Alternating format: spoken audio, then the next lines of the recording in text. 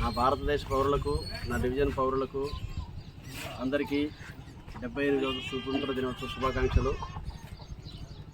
ఎందరో అమరవీరులు త్యాగాల ఫలితం వల్లే ఈనాడు మనం స్వతంత్రాన్ని అనుభవించి సుఖఫలాలు పొందుతున్నాం.